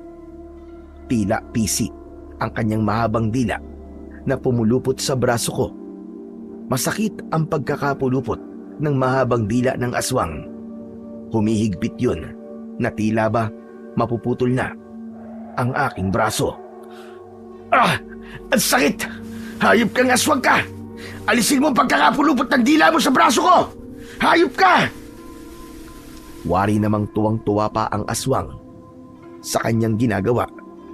Dahil sa higpit ng pagkakapulupot ng mahabang dila sa aking braso, ay nabitiwan ko ang hawak kong itak. Kinabahan na ako ng pagkakataong yon dahil maaaring katapusan ko na yon sa kamay ng tiktik. Bumuga ng mabaho niyang hininga ang aswang. Hindi ko nakayanan yon at nakaramdam ako ng matinding hilo. Hanggang sa ganap na nagdilim ang paningin ko. Hindi ko na alam ang sunod na nangyari. Nang magkamalay ako, nasa harapan ko ang anak kong si Intoy, nakatingin sa akin. Samantalang pagtataka ang laman ng isipan ko. Buhay ako, anak. Hindi ba ako nananaginip? Nagjo-joke po ba kayo, Tay? Siyempre, buhay na buhay po kayo. Oh, ano na namang drama yan, Pedro? Ba't tinatanong mo dyan sa anak mo kung buhay ka? Bakit? Gusto mo bang matepok na? Buhay nga ako, anak. Narinig ko ang bunganga ng nanay mo. Pasalamat ka nga at buhay ka pa. Ano po ba nangyari sa inyo, Tay? Ang aswang. Nasaan ang aswang? Ano bang aswang ang hinahanap mo, Pedro? Hindi ka nga natepok, pero mukhang nasisira na yung ulo mo. Nababaliw ka na yata. Ano ba nababaliw, matindi? Kaya ako hinahanap ang aswang dahil yun ang huling nakita ko kagabi bago ako nawala ng malay. Aba, ewan ko sa'yo. Saka ano bang ginagawa mo sa labas ng bahay kagabi? May nakita kasi ako kagabi. Ano? Aswang na naman? Oo. Pero bago ko pa nakita ang aswang, may nakita akong 2 tao sa dilim. Aba, sino naman yon? Hindi agad ako nakasagot sa tanong na yon ni Matilde. Hindi ko alam kung dapat ko bang sabihin na isa siya sa nakita ko ng gabing yon. Pero pinili kong wag na lang muna sabihin sa kanya. Oh, ba't hindi ka na nakasagot sa tanong ko? Sabi ko, sino yung 2 tao na nakita mo sa dilim? Hindi ko nakilala eh. Madilim kasi. Kung bakit kasi gabi na, kung saan-saan ka pa pumupunta. May narinig kasi akong ingay, kaya ako lumabas ng bahay. Nako, bahala ka na nga sa buhay mo, Pedro. Matanda ka na, pero kung ano-ano pang ginagawa mo sa buhay mo, diyan ka na nga at may pupuntahan pa ako. Umalis na si Matilde na tila naiinis pa sa akin. Pero isang dahilan kung bakit hindi ko muna ipinaalam sa kanya na siya ang isa sa nakita ko sa dilim ay dahil maaaring masira ang aking plano. Kaya hahayaan ko munang sarilinin na lamang ang tungkol sa bagay na yon. Ipapaalam ko rin sa kanya sa tamang pagkakataon. Pero Intoy anak, ano ba talaga nangyari sa akin? Hindi ko kasi maintindihan eh. Dahil buong akala ko ay katapusan ko na kagabi. Nakita po namin kayo ni nanay na naroon po sa labas ng bahay. Mag-uumaga na po yun. Nakaandusay po kayo. Akala nga po namin patay na kayo eh. Ang naaalala ko kasi ay nawalan ako ng malay kagabi. Bakit po nyo hinahanap ang aswang, tay? Dahil nakaharap ko siya kagabi anak. Nakakatakot ang itsura niya. At nagawa niyang ipilupot sa braso ko ang kanyang mahabang dila. Ito ang braso ko, tignan mo. Narito pa ang marka ng pagkakapulupot ng dila niya sa akin. Opo, medyo nangingitim nga po. Mahabang dila ng aswang ang pumulupot dyan. Buong akala ko nga patay na ako eh. Pero wala naman akong ibang sugat. Hindi kaya iniwan ako ng aswang nang mahimatay ako. Pero pagkakataon niya na sana yun para atakihin ako at sipsipin ang aking dugo. Katulad ng ginawa niya sa kanyang ibang biktima. Pero tay, bukod po sa inyo, naroon din po si Salpok sa tabi nyo nang makita namin kayo ni nanay sa labas ng bahay. Ang manok kong panabong? Opo tay, nakatayo lang po siya malapit sa inyo na para bang binabantayan po kayo. Pero di ba nandito sa loob ng bahay si Salpok? Dahil dito siya nakatali sa sala. Kaya nga po, pero naroon po talaga siya nang makita namin po kayo ni nanay. Napakunot ang noo ko. Pilit kong hinahagilap sa isipan ko ang tunay na nangyari ng gabing yon. Kaya lamang, ang tanging naaalala ko ay nawalan ako ng malay dahil sa mabahong hininga ng tiktik na ibinuga sa akin. Anak, di kaya si Salpok ang nagligtas sa akin doon sa aswang? Po, hala, paano naman po mangyayari yun? Isa lang naman po manok si Salpok eh. Eh yung aswang mapanganib po yun, di po ba? Yung aswang din po ang sinasabing nambibiktima ng mga hayop. Natatagpuan po silang patay at said po ang dugo sa katawan. Oo, ganun na nga. Eh paano po mangyayari na si Salpok po ang nagligtas sa inyo, di po ba? Oo nga no. Yan nga rin ang iniisip ko anak eh. Pero kung hindi si Salpok, eh sino? Wala man lang akong sugat sa katawan maliban lang dito sa marka na nasa braso ko dahil sa pagkakapulupot ng dila ng aswang. Aba, paano kaya ako nakaligtas? Hindi ko rin alam kung saan ako hahanap ng sagot sa mga katanungan ko na yon. Kaya sinubukan kong lapitan ang alaga kong panabong. Ginagawa ko na dati pa sa kanya ang kausapin siya. Kaya naman, sinubukan kong tanungin ang aking alaga. Salpok, ikaw ba nagligtas sa akin kagabi? Ikaw ba lumaban sa aswang? Naggabing nawalan ako ng malay? Hala, si Itay talaga oo. Hindi naman po kayo maiintindihan niya ni Salpok eh. Saka hindi rin po yan sasagot sa inyo. Hindi po kasi siya marunong magsalita. Sinusubukan ko lang naman anak. Eh paano po kung bigla yan magsalita? Eh di ayos, isang himala yun. Sadyang pala isipan sa akin ang pagkakaligtas ko. Walang makapagsabi kung ano ba talagang nangyari ng gabing yon. Pero hindi talaga maalis sa hinala ko na maaaring may kinalaman doon ang aking alagang panabong. Yun nga lang, dapat kong matiyak at mapatunayan. Kung paano, yun ang hindi ko alam. Dahil walang patupada at kailangan kong asikasuhin ang maliit na bukid na aking sinasaka, kaya naghanda na ako ng umagang yon para magtungo sa aking taniman. Wala noon ng anak kong si Intoy dahil pumasok sa eskwela. Isang lalaki ang nakita ko sa labas ng bahay na tila may hinahanap at naghihintay. Mister, may kailangan ka ba? Wala. May hinihintay lang ako. Sinong hinihintay mo? Isang kaibigan. Dito kasi ang usapan namin na magkikita kami. Ganun ba? Akala ko kasi meron kang hinahanap at makakatulong ako sa'yo. Salamat na lang. Pero baka maya-maya lang dumating na yun. Hindi ko alam kung bakit ganun ang pakiramdam ko. Bigla kong naisip, hindi kaya si Matilde ang hinihintay ng lalaking nakita ko. Kaya hindi na muna ako tumuloy sa pagpunta sa bukid, kundi nagtago ako sa lugar na hindi makikita ng lalaki. Mga 10 minuto rin akong naghintay sa aking pinagtataguan. Nakikita ko ang lalaki na hindi pa rin umaalis sa lugar kung saan ko siya nakita. Sino nga kaya ang hinihintay niya? Yun ang paulit-ulit na pumapasok sa isipan ko. Maya-maya pa ay natanaw kong lumabas ng bahay namin si Matilde. Pero hindi naman niya nilapitan ang lalaki, kundi nilagpasan lamang niya ito at napadaan lang siya sa harapan. Wari may hinihintay pa rin. Pagkalipas ng ilang minuto ay umalis na rin ang lalaki. Ang direksyon na pinuntahan ni Matilde ang pinatunguhan din ng lalaki. Anak ng putya, hindi maganda tong kutob ko. Merong mali. Lalo lang lumakas ang kutob ko dahil sa iisang direksyon na pinuntahan ni Matilde at ng lalaki. Naisip ko na baka magkikita sila at merong pupuntahan na magkasama. Naalala ko ang 2 anino na nakita ko nang nakalipas na gabi. Hindi kaya ang lalaking yun din ang kasama ni Matilde? Ibig sabihin ay pinagtataksilan ako ng magaling kong asawa. Napuno ng sama ng loob ang dibdib ko. Nagpupuyos din ako sa galit. Kaya ang mga hakbang ng paa ko ay patungo sa direksyong pinuntahan ng 2. Kinapa ko ang gulok na nakatali sa aking bewang habang ako ay naglalakad.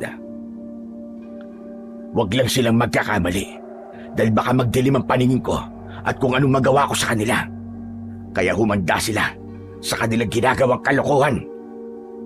Kaya lamang, nang makarating ako sa dulo ng lugar na pupuntahan nila, na isang liblib na lugar, ay wala akong nakitang anuman doon. Wala roon sina Matilde at ang lalaking nakita ko. Anak ng putya, nasan sila? Bakit wala rito? Pero tiyak kung dito sila patungo. Iginala ko ang aking paningin. Hinanap ko si Matilde at ang lalaking yon. Kaya lamang, wala talaga sila. Nagtagal pa ako ron ng kung ilang minuto. Baka sakaling nagtatago lamang at lumabas din. Kaya lamang wala talaga. Dahil tila wala naman akong hinihintay sa lugar na yon, nagpasya na akong umalis na lamang. Pagdating ko ng bahay, ay naroon si Matilde, kausap ang aking anak. Oh, akala ko ba'y pupunta ka sa bukid? Medyo sumama ang pakiramdam ko kaya hindi na muna ako tumuloy. Palibasa kasi, matanda ka na. Ikaw, saan ka ba galing? Anong saan galing? Dito lang ako sa bahay, ano ka ba? Huwag ka na magsinungaling, Matilde. Nakita kitang umalis kanina. Umalis? Saan naman ako nagpunta kung umalis ako?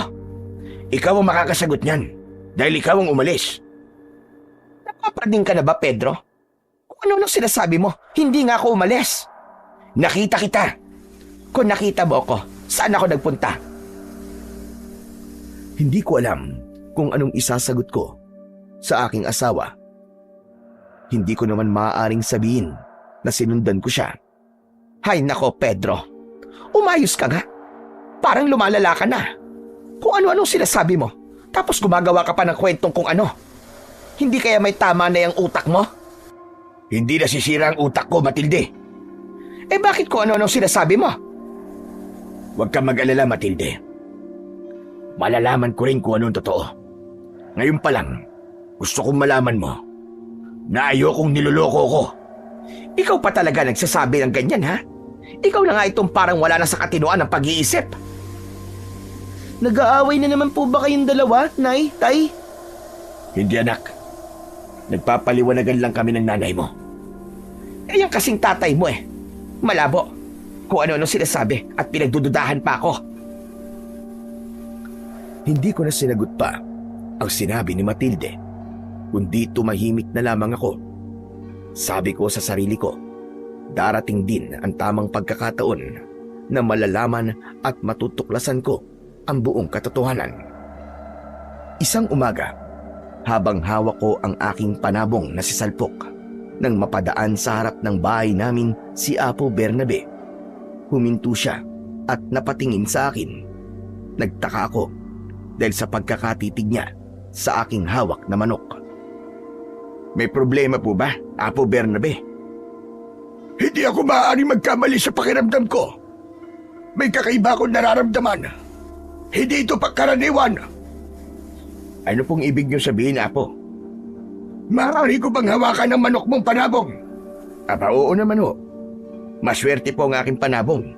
Nakailang laban na siya at palagi hong panalo. Iniabot ko kay Apo Bernabe ang aking alagang manok na si Salpok.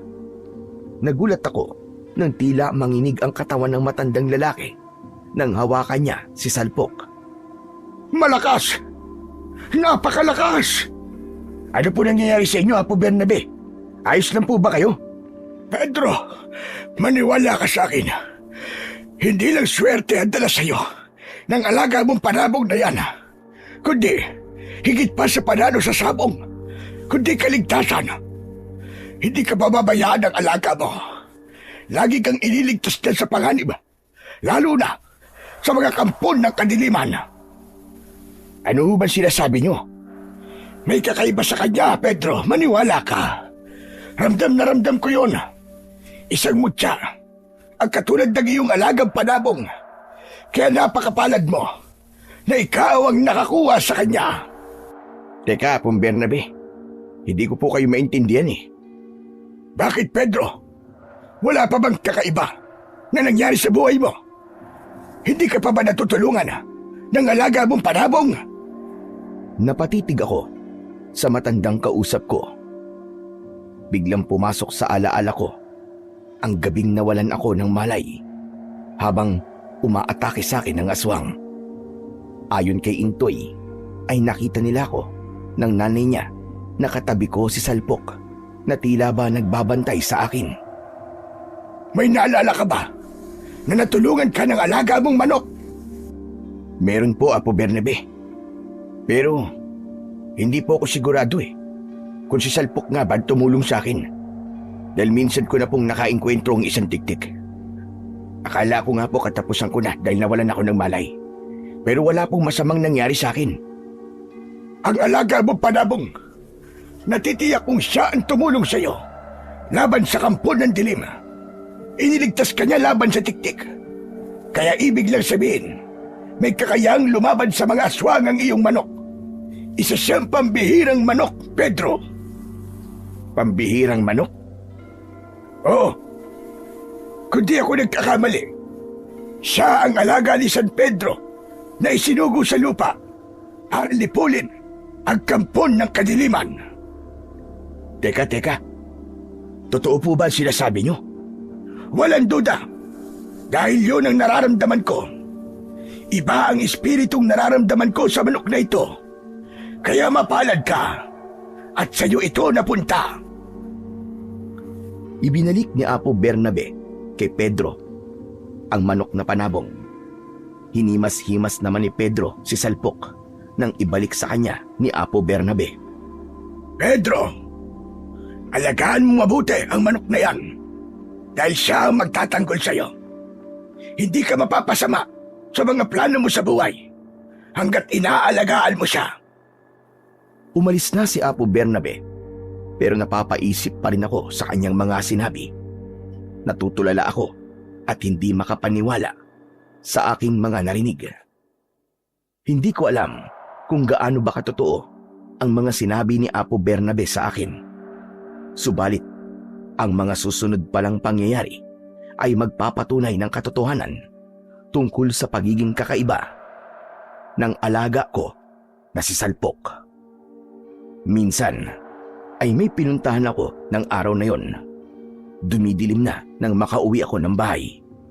Ang alaga kong Panabong ang una kong tinignan. Maghapon kasi akong wala. Naisip ko na baka napabayaan ni Intoy ang aking alaga at hindi nabigyan ng pagkain at inumin. Kaya lamang wala ang aking Panabong sa kanyang kulungan. Agad ay kinabahan ako na baka ninakaw o may kung anong hayop na ang kumana sa aking alaga. Labis na akong nag-aalala ng mga sandaling yon. Hindi ko alam kung saan ko hahanapin si Salpok. Abot-abot ang kaba ng dibdib ko. Hindi maaaring mawala si Salpok, lalo na kung totoo nga ang mga sinabi sa akin ni Apo Bernabe. Lumabas ako ng bahay at nagbabaka sakaling nakawala lamang ito ng kanyang kulungan, pero hindi na maalis ang kabog sa dibdib ko. Sa paghahanap ko sa aking alaga ay nakita kong tumatakbo na papalapit sa akin ang anak ko. Takot at pawisan. Tay! Tay, buti po nakita ko kayo! O anak, ano ba nangyari sa'yo? Ba't tumatakbo ka? Tay, may sigbin! May nakasalubong po akong sigbin! Anong sigbin? Yung alaga ng aswang? Yung ba ang tinutukoy mo? Opo, Tay! Nakita ko po! Oh, ano? Nasugatan ka ba ng sigbin? Anong ginawa niya sa'yo? Hindi po ako, Tay, nasugatan. May nagligtas po sa akin pero naiwan pa siya at nakikipaglaban po dun sa sigbin. Sino? Si Salpok po, Tay! Ano? Sigurado ka ba? Opo, Tay. Dala ko po kasi kanina si Salpok. Naglalakad-lakad po ako kaya lamang po bigla po may sumulpot na sigbin at gusto niya po kaming atakihin. Siguro po, ibig niyang gawing biktima ang Panabong na dala ko. Kaya lamang, kakaiba po pala si Salpok. Bigla siyang lumipad at sinunggaban po ang sigbin. Nasaan na si Salpok na yun, anak? Iniwan ko na po siya. Natakot po ako doon sa sigbin Naku po, Diyos ko. Baka mapahamak si Salpok. Pinabayaan mo pala siya. Alam ko po kakayanin po ni Salpok ang sigbin, Tay. Ang husay po niyang lumipad at umiwas. Pero walang taray si Salpok, anak. Kahit na po, gamit po ni Salpok ang kanyang tuka at ang kanyang kuko sa pakikipaglaban po dun sa sigbin. Halika, puntahan natin. Subalit bago pa kami lumakad ni Intoy, pabalik sa lugar na pinag-iwanan kay Salpok, ay nakita kong tumatakbo at lumilipad na dumating ang aking alagang Panabong. Tay, si Salpok po, dumating na siya! Lumapit sa akin ang alaga kong manok at dinampot ko siya. May mga bahid ng dugo ang kanyang balahibo. Katunayan, nagaling nga ito sa pakikipaglaban. Sinuri ko ang katawan ni Salpok, subalit wala itong sugat. Kung ganun, totoo nga pala mga sinabi ni Apo Bernabe tungkol sa alaga kong Panabong. Alam po niya ang kapangyarihan ni Salpok, Tay. Oo, Intoy. Dahil naramdaman niya yun. Ang astig naman po ni Salpok, Tay. Kung ganun, tama ang nasabi mo sa akin, anak. Si Salpok nga ang tumulong sa akin nung gabing inatake ako ng aswang na tiktik. Siyang nagligtas sa akin sa tiyak na kamatayan. Hindi lang po talaga swerte ang dala ni Salpok, Tay. Kundi, iniligtas din po niya tayo. Ayon kay Apo Bernabe, posibleng si Salpok daw ay ang manok ni San Pedro na isinugo niya rito sa lupa. Talaga po ba, Tay? Lalong astig pala. Dahil yung pangalan niyo po, katulad din ni San Pedro. Kaya siguro kayo nakakuha sa alaga niya.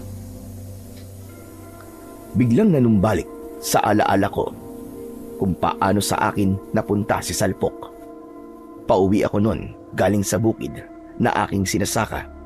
Habang naglalakad ako, ay natanaw ko ang isang uwak na lumilipad pabulusok malapit sa kinaroroonan ko. Nakita ko na isang sisiw ang kanyang dadagitin. Subalit hindi niya ito nagawang dagitin dahil agad akong nakalapit sa sisiw at itinaboy ko ang uwak. Inuwi ko ang sisiw at inalagaan. Isinama ko siya sa aking mga alagang manok dahil nga kakaiba ang lahi ng sisiw na nakita ko. Kaya inalagaan ko siya ng gusto para maging manok na panabong. Hindi naman ako nabigo dahil sa swerteng dala nito at ngayon nga ay iniligtas na rin niya ang buhay naming mag-ama. Umuwi na kami ni Intoy habang bitbit ko si Salpok. Anak, may papakiusap sana ako sa iyo eh. Ano po yun, Tay? Gusto kong wag mo munang sasabihin sa nanay mo ang tungkol sa nalaman natin tungkol kay Salpok, ha? Bakit po, Tay? Mas maiging wag muna niyang malaman. Saka sa tingin ko, hindi rin niya papaniwalaan eh. Baka sabihin lang niya pareho nang nasisira ang ulo natin. Sige po, Tay. Saka, nagtataka na nga po ako kay nanay eh. Para bang nagbago na siya. Lagi po siya nagagalit tapos inaaway po kayo palagi. Tama ka. May kakaiba nga sa kanya. Kaya nga po nagtataka ako. Minsan tuloy, napapaisip na po ako. Na ano, Intoy? Kung siya pa po ba ang nanay ko? Nakikinig lang ako sa sinabi na yon ng anak ko. Pero ang totoo ay yun na rin ang naiisip ko dahil may kakaiba talaga kay Matilde. Alam kong mabunganga siya at madalas marami siyang napupuna sa ginagawa ko. Pero kapag kami na lamang ni Matilde ay naglalambing siya sa akin. Kahit pa nga may pagkukulang ako sa kanya. Subalit sa mga nangyayari ay lagi na lang siyang nakabulyaw at nagagalit. Bagay na tunay kong ipinagtaka. Kaya tama si Intoy, may kakaiba sa asawa ko. Lalo na ang paglabas-labas niya sa gabi at ang tungkol sa lalaking nakita kong umaaligid sa aming bahay. May mali sa asawa ko. Nang makarating kami sa bahay, ay naroon si Matilde. Masama ang tingin niya sa akin, lalo na kay Salpok. Ang galing naman. Namasyal kayo mag-ama at kasama pa ang lecheng manok na yan. Buti pa ang hinayupak na yan. Nagagawa niyong ipasyal. Nagsisimula ka na naman, Matilde. Nay, hindi po kami namasyal. Huwag ka nga sumali sa usapan namin ng itay mo. Doon ka sa kwarto mo, Intoy. Pati sa bata nagagalit ka. Eh paano? Pati sa'yo kumakampi siya. Wala na akong kakampi sa bahay na ito, Pedro. Alam mo ba yon? Ipinararamdam niyo sa akin na nag-iisa lang ako. Ikaw lang ang nag-iisip ng ganyan, Matilde. Ay nako, napapagod na ako, Pedro. Sawang-sawa na ako. Eh ano ngayon ang gagawin mo? Ba't ko sasabihin sa'yo? Basta, magugulat ka na lang. Tinalikuran na ako ni Matilde at pumasok na rin siya sa kwarto. Madalas na kaming hindi nagkakasundo na mag-asawa. Maging si Intoy ay nahihirapan na rin sa sitwasyon namin ng kanyang ina. Nang gabing yun, mababaw lang ang tulog ko. Naramdaman ko ang mga kaluskos. Pakiwari ko ay gising na si Matilde, kaya bahagya kong idinilat ang aking mga mata habang nakahiga. Dahan-dahan ang kilos ni Matilde sa loob ng bahay. Narinig ko ang pag-iingay ni Salpok. Hinuli siya ni Matilde at dahan-dahan siyang lumakad patungo sa pinto ng kusina. Doon siya dadaan palabas ng bahay. Bumangon na rin ako para sundan siya. Saan ka pupunta, Matilde? At bakit dala mo ang panabong ko? Wala lang. Ilalabas ko lang ng bahay. Kung bakit kasi kailangan dito mo pa siya ilagay sa loob. Eh pwede namang sa labas na lang siya. Mas ligtas siya rito sa loob, Matilde. Sobra naman kung protektahan mo siya. Dahil nga swerte sa akin si Salpok. Akin na nga yung panabong ko.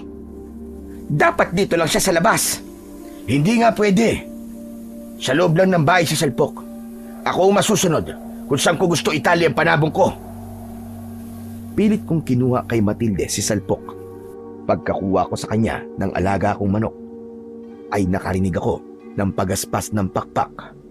Tumingala ako at may nakita akong lumilipad sa itaas ng bubong ng aming bahay. Anak ng putya, andito na naman siya. Ano ba yung sinasabi mong nandito na naman, Pedro? Ang aswang na tiktik. May pinaplano na naman siya sa atin. Pero hindi siya magtatagumpay. Ay nako, nahihibang ka na talaga, Pedro. Matilde, makinig ka. Andiyan na sila. At may masama silang pinaplano. Malamang, kaya nagpunta dito ang aswang na tiktik na yan ay dahil dyan sa alaga mong panabong. Siya ang pinupuntahan dito. Kaya dapat, itinatapo na lang yan. Kaysa lagi tayong guluhin ng tiktik. Naririnig mo ba ang sinasabi mo? Hindi maaaring mawala sa pamamahay natin si Salpok. Dahil malaki ang utang na loob natin sa kanya. Ipinagmamalaki mo na naman yung pagkapanalo niyang panabong mo. Nagkataon lang yung Pedro. Sinuwerte lang siya. Basta, hindi ko hahayaang may mangyari dito kay Salpok. Dito lang siya sa loob ng bahay natin. Nagpatuloy ang pagaspas ng aswang na tiktik. Hindi pa rin ito umaalis. Maya-maya, naramdaman ko na tila nagpupumilit na umalpas si Salpok. Nagpupumiglas ito sa aking pagkakahawak sa kanya. Alam niyang may kampon ng kadiliman na nasa paligid lamang. Mas naging maingay pa ang pagaspas ng pakpak ng aswang na tiktik na nasa paligid lamang ng bahay namin. Lalong nagwala ang hawak kong panabong na si Salpok. Nais niyang kumawala hanggang sa hindi ko na ito tuluyang mapigilan. Lumipad si Salpok dahil nakita na nito ang mga aswang na tiktik na paikot-ikot sa itaas ng bubong ng bahay namin.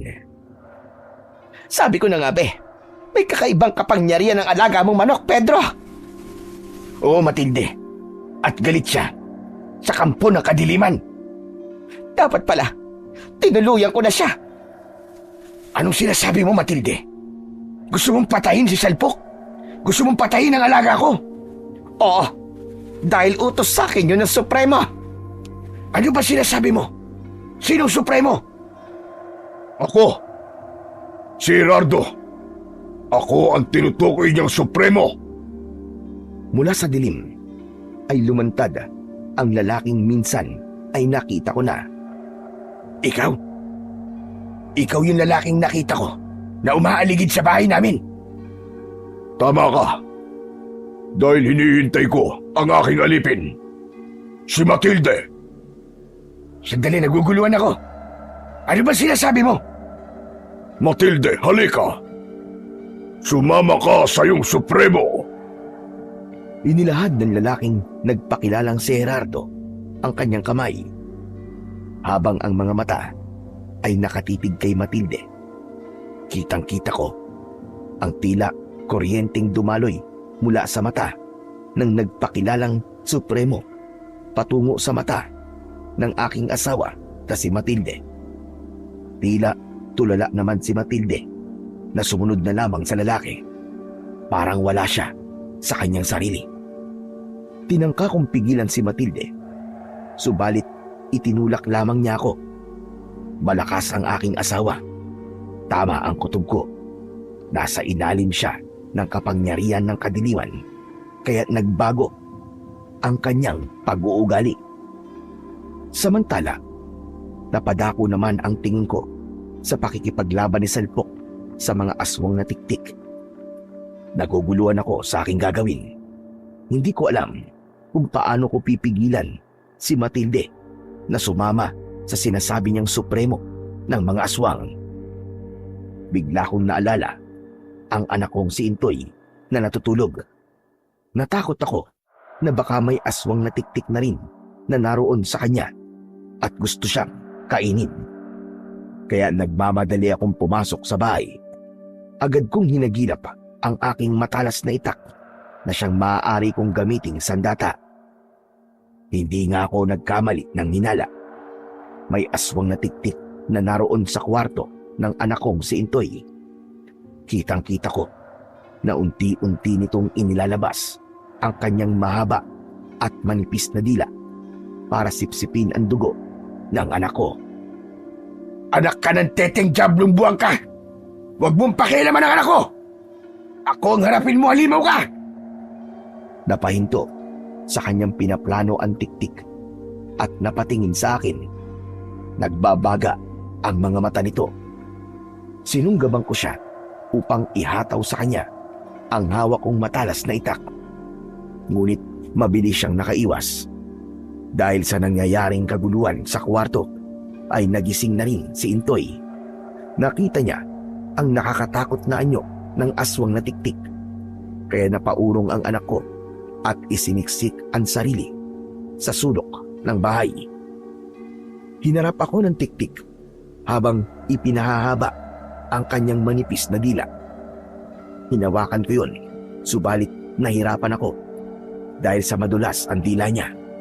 Tila ahas na gumagalaw ang dila ng tiktik.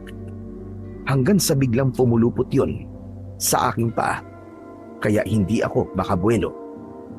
Nagpatuloy sa paghaba ang dila nito at pumulupot sa aking katawan. Nagawa akong gapusin ng mahabang dila ng tiktik. Hayop ka! Ang hirap! Hindi ako makakilos! Pakawalan mo ako! Tay! Walang yakang tiktik ka!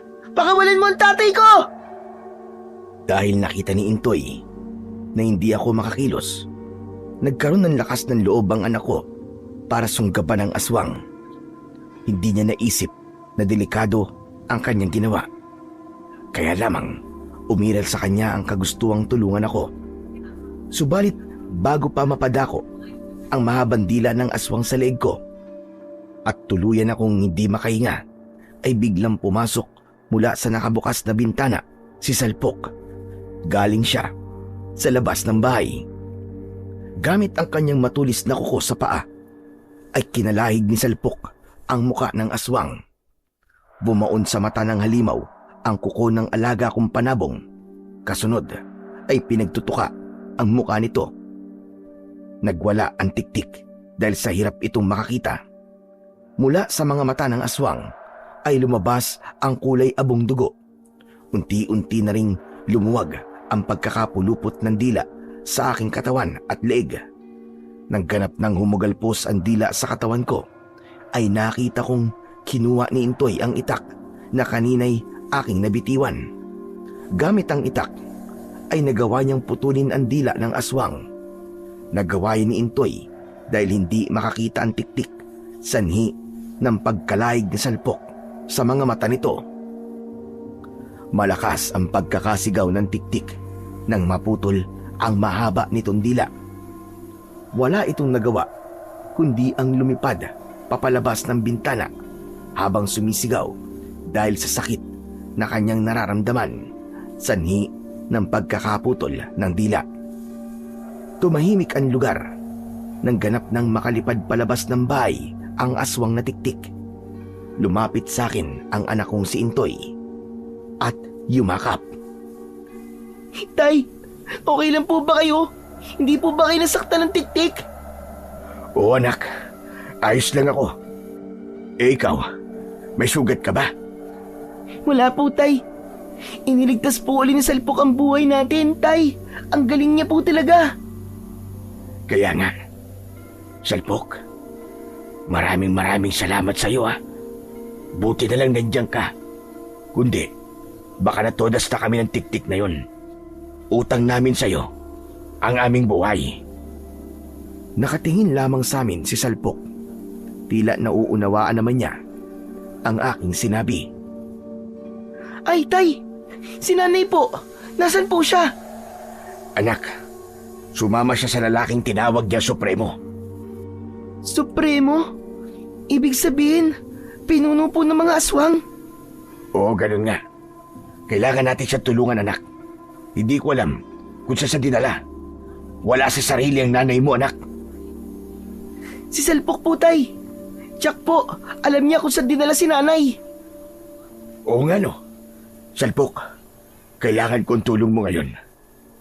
Kahit hindi kami nagkakasundo ni Matilde, asawa ko pa rin siya. At dapat natin siyang iligtas. Nasa ilalim siya ng kapangyarihan ng kadiliman.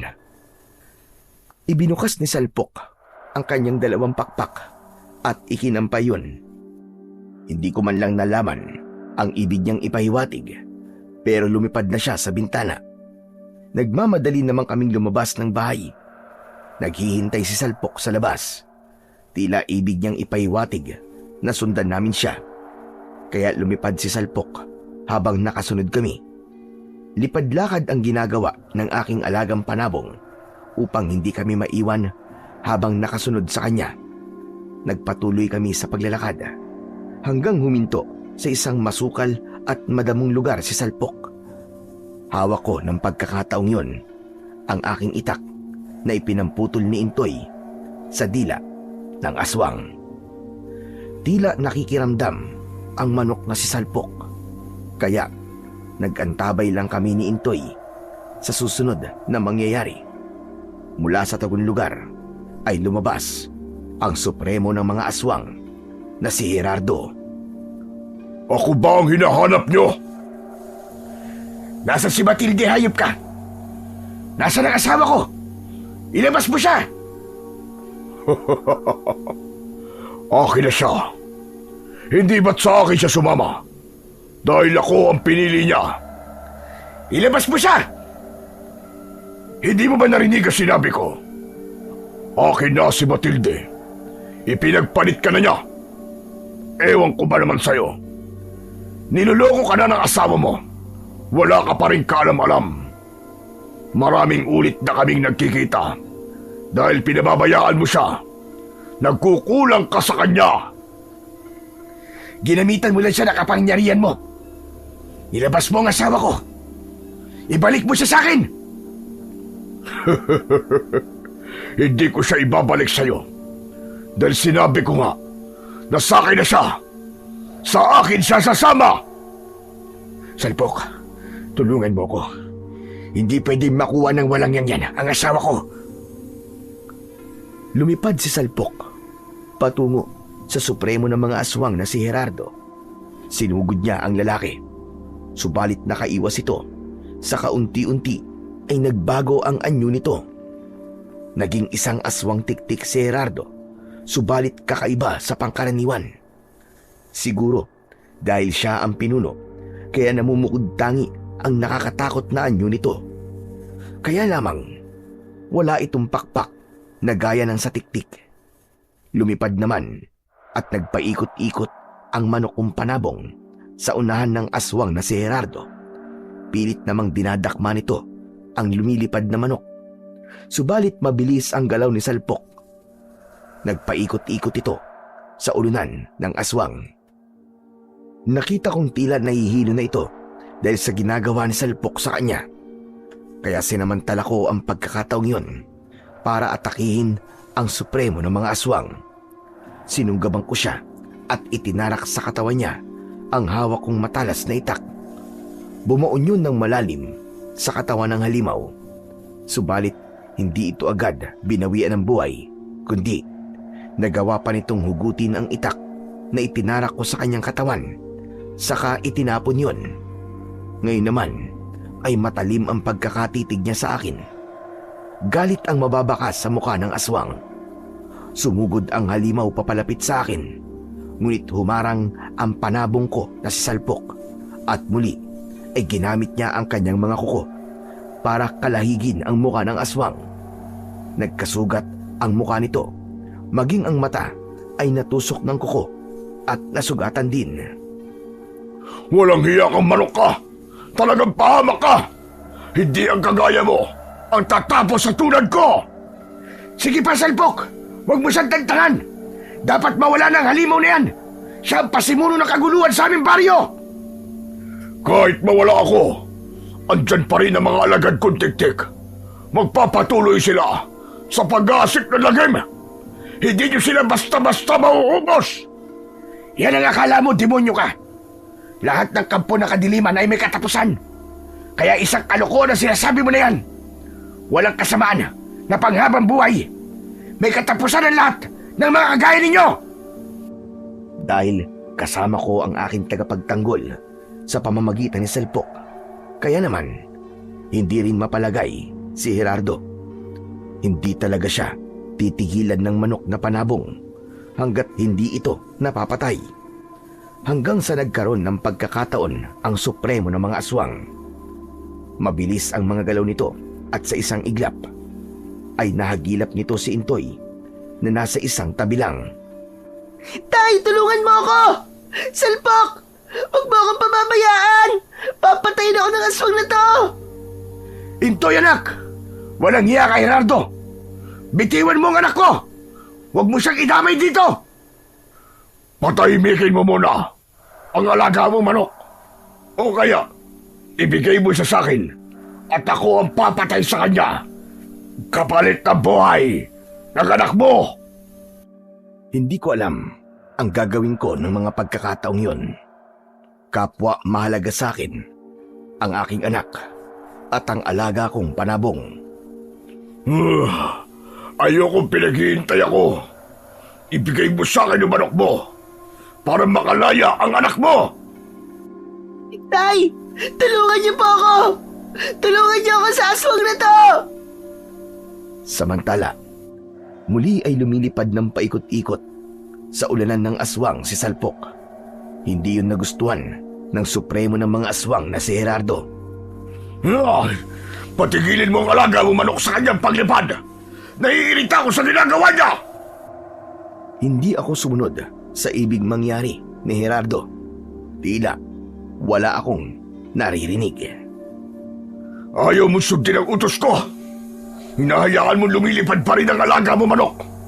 Sige! Kung ayaw mo, hintayin mo na lang ang kamatayan ng anak mo! Iniumang ni Gerardo ang kanyang matutulis na kuko sa leeg mismo ng anak kong si Intoy. Kung di ka pa rin susunod sa utos ko, ibabaon ko sa leeg ng anak mo ang mga kuko ko at tuluyan na siyang mawawala sa'yo! Subalit, bago pa magawa ni Gerardo ang panakot niya sa akin, ay isang anino ang lumabas mula sa dilim at may hawak itong matulis na kahoy. Si Matilde yun, at buong lakas na ibinaon mula sa likuran ng aswang ang hawak na matulis na bagay. Tumagos hanggang sa tiyan ng halimaw ang kahoy na itinusok ng aking asawa. Huwag ang anak ko! Hayop ka! Anong ginawa mo sa akin, Matilde? Bakit? Gerardo, sabi ko naman sa'yo, huwag ang anak ko. Hindi ko hahayaang gawan mo siya ng masama. Hindi ko kayang makita na papatayin mo ang anak ko. Mahal ko siya. Sa nahihirapang kalagayan ni Gerardo, ay inipon nito ang natitirang lakas at sinunggaban ang aking asawa. Sinagpang nito ang leeg ng aking asawa at ipinasok sa katawan ang kanyang matutulis na kuko upang dukutin ang lamang loob. Kahindik-hindik ang ginawang pagpatay ni Gerardo sa aking asawa na si Matilde. Nay! Agad kong ginilitan ang leeg ng aswang habang nakahandusay upang tiyakin ang kamatayan nito. Kaya lang, hindi ko na nagawang iligtas pa si Matilde. Tanging malakas na pag-iyak na lamang ang maririnig kay Intoy habang nakatingin siya sa kalunos-lunos na kalagayan ng kanyang ina. Pinatay niya si inay! Pinatay siya ng aswang na yan! Pero, iniligtas ka ng nanay mo, anak. Hindi kanya pinabayaan. Mas pinili ng nanay mo na ibuwis ang kanyang buhay para sa iyong kaligtasan. Masakit din sa akin ang pagkawalang yun ni Matilde. Subalit may dahilan ang kanyang naging kamatayan. Buong akala ko, ang naging kamatayan na yon ni Gerardo ay katapusan na rin ng lagim at ng kadilimang nangyayari. Subalit nakarinig ako ng mga ugong, malalakas na pagaspas at nakita ko na may mga paparating na nilalang ng dilim. Tay! May mga dumarating po na aswang na tiktik! Nakarating na kagad sa kanila ang sinapit ng kanilang supremo. Sumugod sila rito upang gantihan tayo, anak. Tay, ang dami nila! Ano pong gagawin natin? Hindi ko rin alam, anak. Mula sa kinaroroonan ni Salpok ay ipinagaspas niya ang kanyang mga pakpak. Lumipad siya papaitaas upang salubungin ang pagdating ng grupo ng mga tiktik. Tay! Haharapin po ni Salpok ang mga aswang! Alam ni Salpok ang kanyang ginagawa, anak. Isa pa, sabi nga ni Apo Bernabe, hindi pangkaraniwan ang alaga nating manok. Dahil alaga siya na pinadala dito ni San Pedro. Sinalubungan ni Salpok ang mga aswang na tiktik na dumating. Lumalaban siya ng sabayan sa mga kampo ng dilim. Totoong dehado siya dahil mas malalaki at marami ang mga ito. Subalit hindi kakikitaan ng takot si Salpok. Buong buo ang loob niya na hinarap ang mga tiktik. Hanggang sa nakita namin na nagpapaikot-ikot sa itaas ang manok na panabong. Pinaikutan niya ang mga aswang. Ang ginawang pag-ikot-ikot ni Salpok ay lumikha ng malakas na hanging buhawi at tinangay ang mga aswang. Hindi kayang kontrolin ng mga tiktik ang hanging likha ni Salpok at silang mga aswang ang nagsasalpukan. Hanggang maya-maya pa ay nagkaroon ng kakaibang liwanag galing sa kaitaasan. Tumanglaw yun sa dilim ng gabi. Ang liwanag ay tumama sa katawan ni Salpok. Binalot ng kakaibang liwanag ang katawan ng pambihirang manok. Tay, ano po nangyayari? Bakit nagkaroon po ng liwanag ang katawan ni Salpok? Saan po galing yun? Sa kaitaasan, anak. Binigyan ng kakaibang liwanag si Salpok. Galing po sa langit. Tama ka. Tila ganun na nga, anak. Tinulungan po ng langit ang alaga po nating manok, Tay. Sabi ko nga sa'yo alaga siya ni San Pedro. Hindi po tayo pinabayaan ng langit. Ang liwanag na galing sa katawan ni Salpok ay naging dahilan upang manghina ang mga aswang. Unti-unti silang naging abo kapag tinatamaan ng liwanag. Maya-maya lang ay ganap nang naubos ang mga aswang. Sa pagkawala ng mga kampo ng dilim, ay nawala na rin ang lumitaw na liwanag mula sa langit. Ganap nang natapos ang lagim at kaguluhang hatid ng mga aswang na tiktik. Kaya lang, may buhay na nawala. Namatay si Matilde dahil sa pagliligtas sa aming anak. Ganun man ang nangyari, ay wala kaming magagawa ng anak ko, kundi ang tanggapin ang naging kapalaran nito. Kung ano man ang naging kasalanan sa akin ni Matilde, ay pinatawad ko na siya. Sana ako man ay napatawad niya sa naging pagkukulang ko sa kanya. 2 na lamang kami ng anak ko, pero hindi masasayang ang kanyang pagsasakripisyo. Hindi ko pababayaan ang aming anak. Nang sumunod na araw, sa pagising namin, ay hindi kami makapaniwala dahil nawawala na sa kanyang kulungan si Salpok. Subalit may naiwan na isang sisiw. Naisip ko, siya ang magiging kapalit ni Salpok. Kung saan man naroon ang alaga kong manok na si Salpok, maaaring nagbalik na ito kung saan siya nagmula. Dahil pinaniniwalaan ko na isinugo siya ni San Pedro upang magligtas ng mga tao at lipulin ang mga kampon ng kadiliman. Sa pakikipaglaban sa mga pagsubok, may pagkakataon na may buhay na nasasakripisyo. Subalit hindi ito katapusan ng lahat. Patuloy tayong lumaban sa buhay at magpatuloy para sa hinahangad natin. Hindi dapat madlangan ng isang hindi magandang pangyayari ang mga mithiin natin para sa ating sarili at sa inaasam na katahimikan.